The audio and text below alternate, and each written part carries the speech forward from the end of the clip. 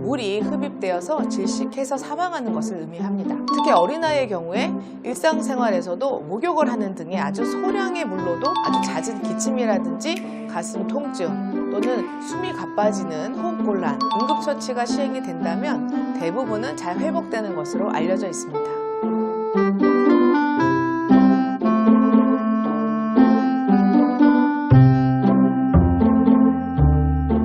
한여름 피서철이 되면요, 아주 안타까운 익사사고 소식을 뉴스에서 접하곤 하는데요. 익사는 아시다시피 기도에 물이 흡입되어서 질식해서 사망하는 것을 의미합니다. 마른 익사라는 표현은요, 물속에서 삼킨 물이 폐로 들어가서 물 밖에서 질식하는 현상을 말하는데요. 익사 환자의 약 10에서 20%를 차지한다고 알려져 있습니다. 후두가 완전하게 발달되지 않은 어린이들은 기도로 물을 삼키기가 더 쉬운데요. 이 삼킨 물이 폐로 들어가서 염증과 수축을 일으켜서 질식에 이르게 하는 상황을 의미하게 되는 것입니다.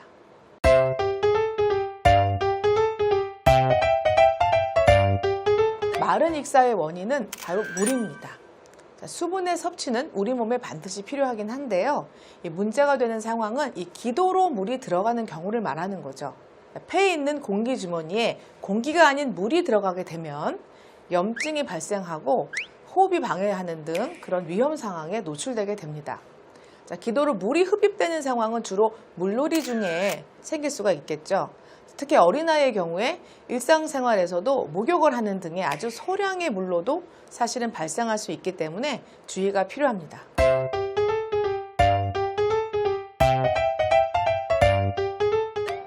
마른 익사 증상의 아주 큰 특징은요, 처음에는 물을 마신 상황에서 특별한 증상이 없다는 것입니다. 물놀이를 다 마친 후에 아무런 증상이 없어 보이는데요.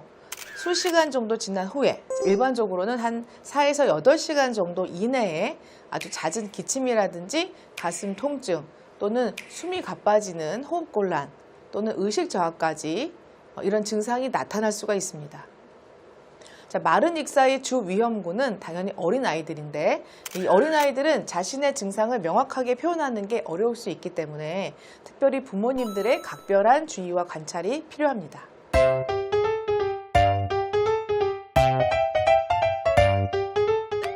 마른 익사 의심 증상을 확인을 했다면요, 즉시 응급실에 꼭 가셔야 하는데요. 어린아이가 호흡곤란과 흉통 등의 증상을 호소하였다면 당황하실 수 있겠죠. 이럴 때는 119에 먼저 신고를 해서 도움을 받으시는 것이 좋겠고요. 또 물에서는 이미 나온 상황이지만 익사 상태와 동일한 응급처치를 해야 되는 것으로 생각하시면 될 것 같습니다. 즉 호흡과 맥박을 확인해 보고요. 불안정하다면 심폐소생술을 시행하셔야 합니다.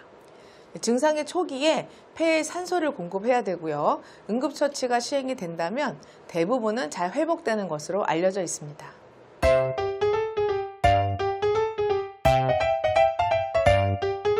크게 이 두 가지를 강조하고 싶은데요. 첫 번째는 아무리 강조해도 지나치지 않는 물놀이 안전입니다. 물을 흡입하지 않도록 구명조끼를 착용하는 등 안전하게 물놀이를 할 수 있도록 주의하셔야 되고요.